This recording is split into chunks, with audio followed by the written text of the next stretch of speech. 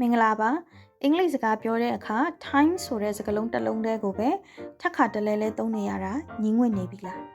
ကိုယ့်ရဲ့စကားပြောဟန်ကိုပို့ပြီးတော့ natural ဖြစ်သွားစေမယ်နေ့စဉ်ဘဝမှာလည်းတကယ်သုံးတဲ့ time idiom ၃ခုကိုအခုပဲအတူတူလေ့လာလိုက်ကြရအောင်နော်ပထမအဦးဆုံးတစ်ခုက busy as a bee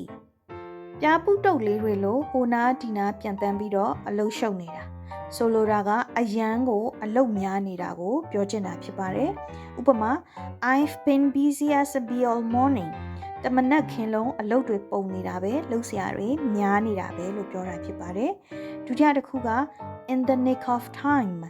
ဒါကတော့ကံကောင်းထောက်မစွာနဲ့အချိန်မီလေးတင်ရောက်သွားတာဒါမှမဟုတ်ကတိကတ်အချိန်မီသွားတာတွေကိုပြောတာဖြစ်ပါတယ်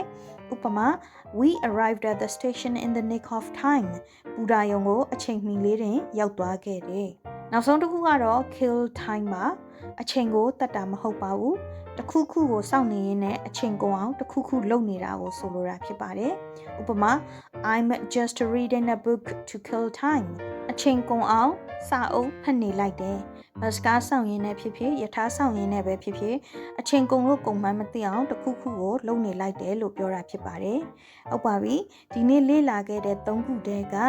busy as a bee ကိုသုံးပြီးတော့အခုကြည့်နေတဲ့သူရဲ့တနေ့တာအကြောင်းကို comment တစ်ကြောင်းလောက်ရေးခဲ့ပေးပါအောင်နော်အားလုံးအဆင်ပြေကြလိမ့်မယ်လို့မျှော်လင့်ပါတယ် Stay sharp see you in the next video bye bye Subscribe to my channel for more English lessons.